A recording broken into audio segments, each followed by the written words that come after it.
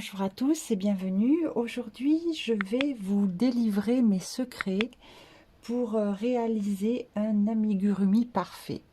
Alors, c'est quoi un amigurumi? Bien, c'est une peluche tricotée ou crochetée. Alors, je vous présente mon dragon. J'ai réalisé ce dragon il y a déjà quelque temps. Alors, c'était un très gros travail, mais il est absolument superbe. En fait, j'en ai fait deux même. Alors, pour réaliser un amigurumi, on va avoir besoin d'un coton, d'un fil de coton. Le Goa est parfait. C'est un mélange de coton et d'acrylique. C'est un fil très moelleux, donc il rend vraiment bien sur ce genre d'ouvrage. On aura besoin également de watts pour embourrer, des yeux de sécurité où on pourra également les broder si on ne veut pas mettre ces petits yeux. Comme on travaille en spirale, il nous faut un anneau marqueur, une aiguille à laine pour assembler les diverses parties, et un crochet numéro 3 pour moi, mais si vous crochetez plus lâche, peut-être qu'un 2,5 sera bien. Voilà, je suis prête à vous faire part de toutes mes astuces. Alors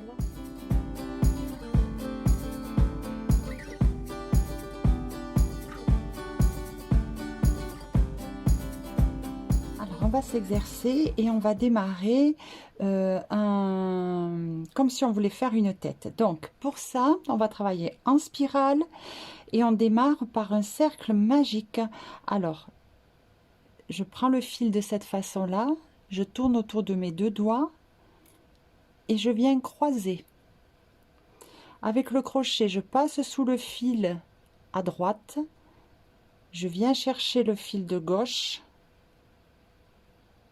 Alors je remonte parce que j'ai l'impression que j'étais pas très bien. Voilà, donc je passe sous le fil de droite, je viens chercher le fil de gauche que je passe sous celui de droite. Et là, je viens chercher le fil de la pelote et je le passe dans ma boucle.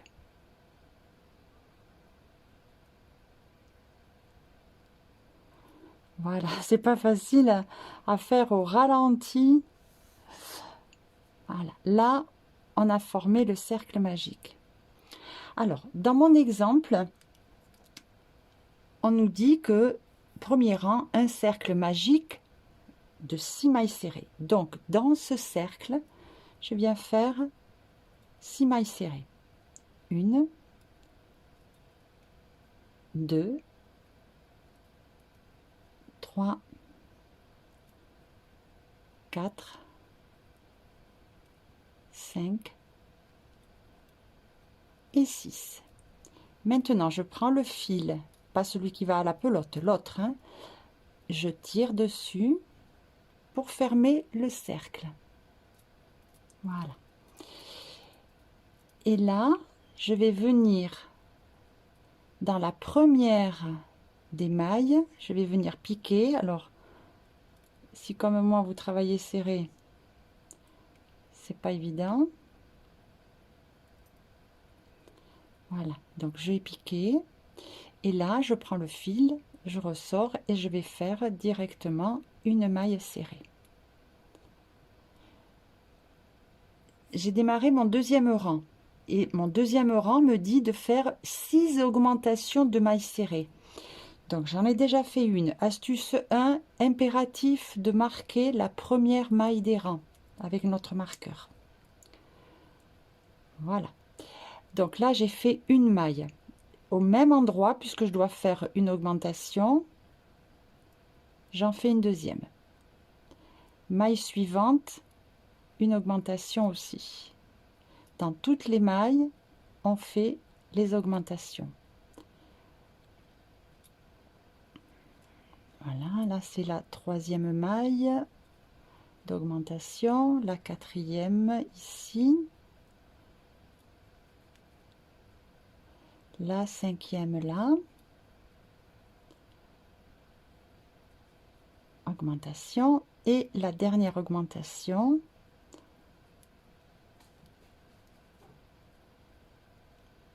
et là, impératif de recompter, hein. On nous dit qu'on aura 12 mailles, donc on les recompte, 1, 2, 3, 4, 5, 6, 7, 8, 9, 10, 11, 12, la 12e, c'est celle qui est marquée, c'était la première. Bon, là on a fait notre rang numéro 2. Maintenant, on va faire des augmentations plus réparties. Dans le 3e rang, on me dit une maille serrée, une augmentation. Quand on a les petits guillemets comme ça, ça veut dire qu'on répète cette séquence. Si on ne nous dit pas combien de fois, bon là je l'ai marqué, on va dire 6 fois. Hein. Si on ne nous le dit pas, c'est que c'est de toute manière tout le rang. Ce qui sera là le cas aussi, mais bon, je l'ai marqué. Donc, rang numéro 3.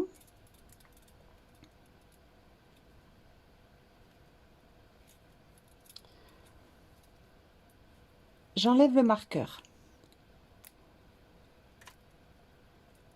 Au même endroit, je fais la maille serrée. Et comme c'est mon premier rang,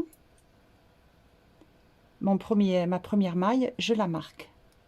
Une maille serrée. La maille d'à côté, une augmentation. Donc, pareil, 2 mailles au même endroit. Et ça, je répète cette séquence tout le rang. Une maille serrée,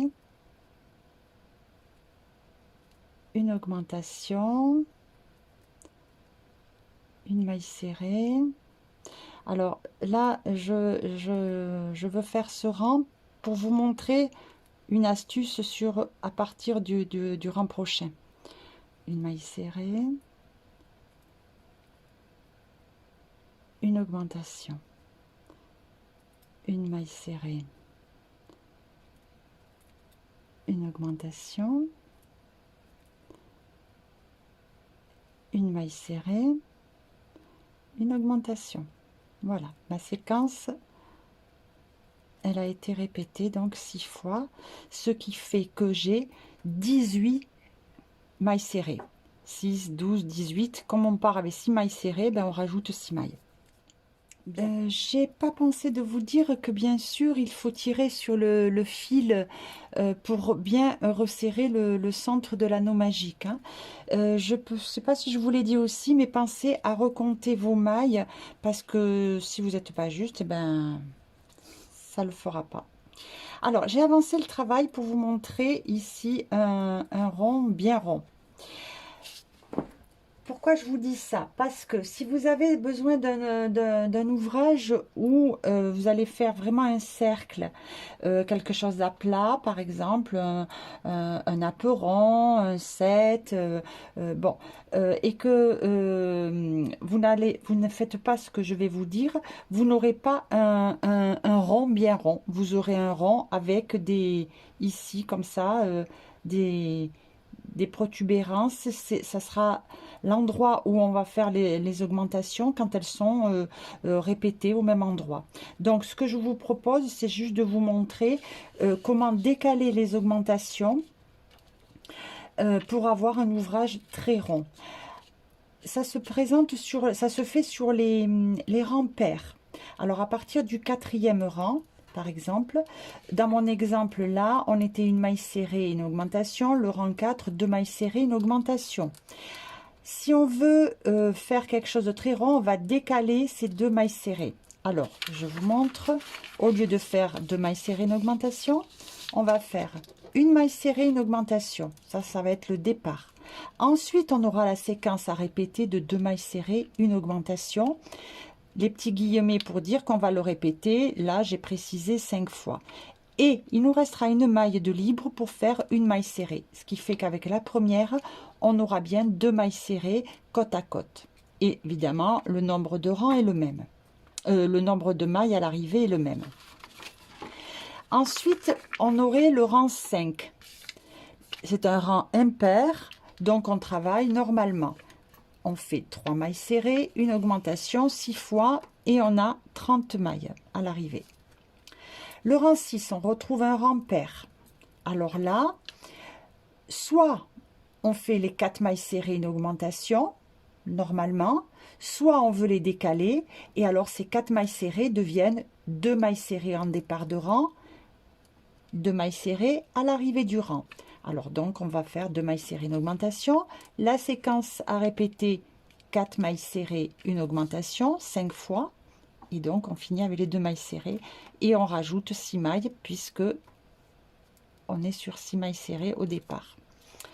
Donc là, on est à 36. Voilà, ça, c'est si vous voulez vraiment faire les augmentations décalées. Parce que sinon, c'est 4 mailles serrées. Là, elles sont là, 2 et 2. Voilà, donc ça, c'est à vous de voir. Ici, par exemple, quand on nous dit 7-10, ça veut dire que du rang 7 au rang 10, on fera des tours de 36 mailles serrées, puisque c'était le dernier chiffre ici. Alors, 7, 8, 9, 10, ça veut dire que 4 tours, 36 mailles serrées. Et maintenant, on aborde les diminutions. Donc, je vais vous donner mon astuce numéro 3 et vous faire voir. Si on veut faire une diminution, on pique, on vient chercher dans la maille, on vient chercher le fil, on pique dans la maille d'à côté, on vient chercher le fil, et là, on a 3 boucles, et on passe le fil à travers les 3 boucles. Voilà, là, on a, je vais vous la marquer, on a une première diminution. Je fais une maille serrée de séparation, et maintenant, je vous montre comment on fait la maille, la diminution invisible. Alors, au lieu de piquer sous les 2 brins, je pique que sous le brin avant. Je vais dans la maille d'à côté et je pique aussi sous le brin avant. Là, je passe sous les 2 brins, un jeté, et j'écoule les 2 boucles qui me restaient sur le crochet. Je fais une maille serrée à côté et on regarde. Voilà. Alors, la diminution invisible, elle est là. La diminution normale, elle est là. Vous voyez ici la différence, c'est-à-dire que là, on voit que ici, on voit rien. Donc, c'est vraiment, vraiment conseillé pour les amigurumis de faire la diminution invisible. J'en refais une. Je pique sous un brin. Je vais dans la maille à côté sous le brin. Avant, toujours. Je passe sous les 2 brins. J'ai 2 boucles. Je prends le fil et je passe sous les 2 boucles. Voilà. Et là, on voit rien. C'est vraiment, vraiment super. Astuce numéro 4. Si on décide de poser des yeux de sécurité, on va brûler la pointe ici. La pointe qui est en plastique avec un briquet, on va la brûler de manière que si un enfant tire très fort dessus, eh bien, le petit anneau en plastique là, franchement, ne pourra pas sortir si ça ici, c'est tout ratatiné, tout brûlé. Voilà, donc ça c'est important aussi si on destine l'objet, l'amigurumi à un petit enfant.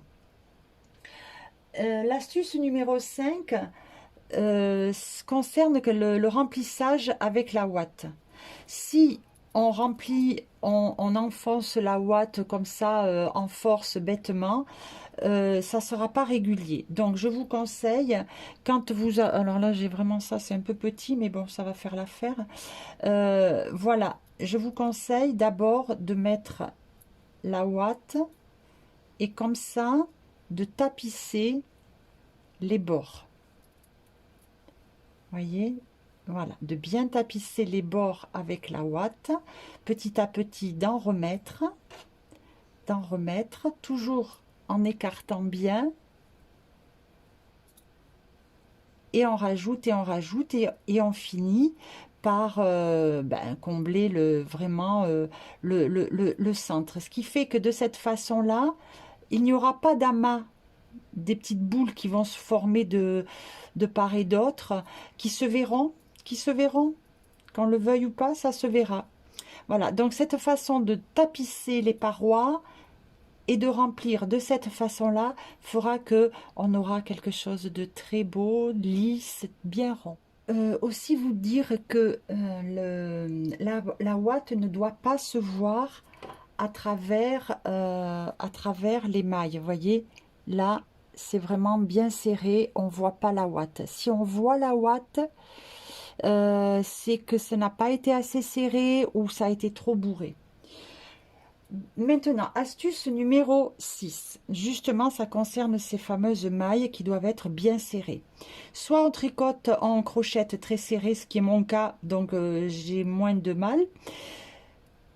Mais il y a une façon de faire la maille serrée qui va vous permettre d'avoir un travail serré.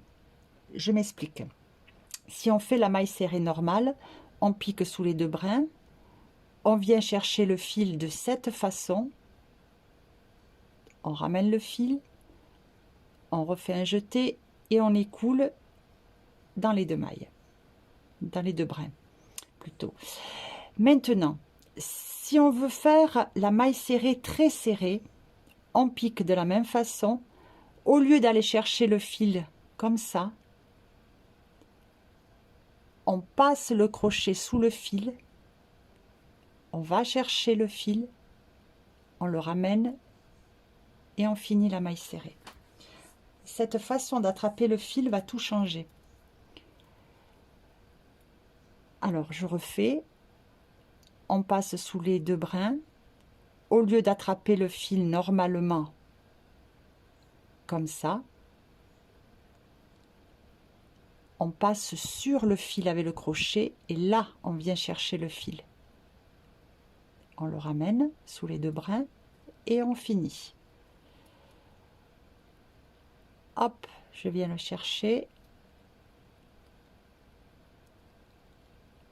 Donc il faut vraiment passer le crochet, le soulever pour venir par-dessus le fil. Voilà.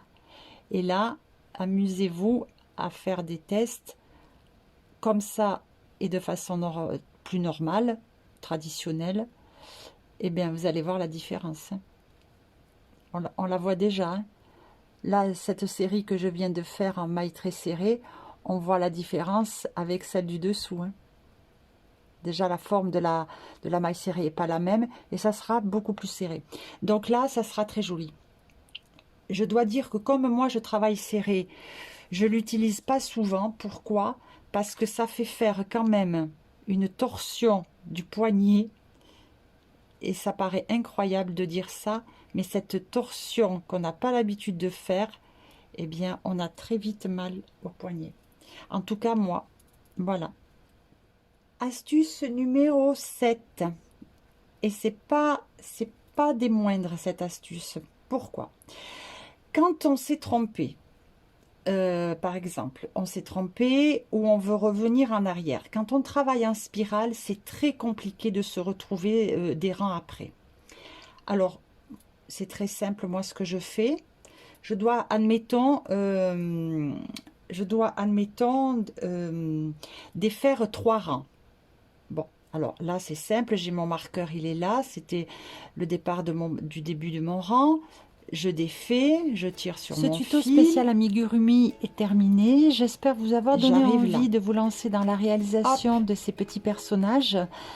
Si ma vidéo vous a plu, n'hésitez pas à la partager, à la commenter. À la fin et si vous n'êtes pas encore abonné, mais je dois par exemple je vous dis à très vite, je vous embrasse. Au revoir.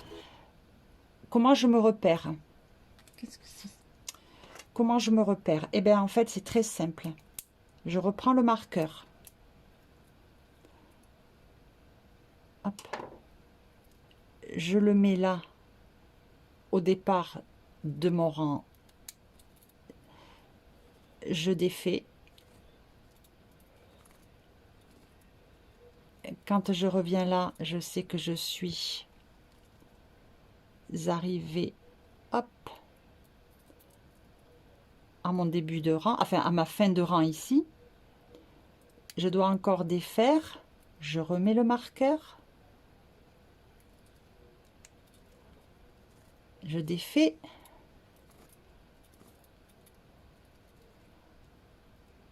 Et voilà. Alors, admettons, je devais revenir au rang 4. Ben voilà, ben oui, 1, 2, 3, 4. Je devais revenir au rang 4. Eh bien, j'y suis. Donc là, ben, je démarre maintenant mon rang 5 en apportant les modifications puisque je m'étais trompée, par exemple. Et c'est reparti, je remets mon marqueur. Voilà.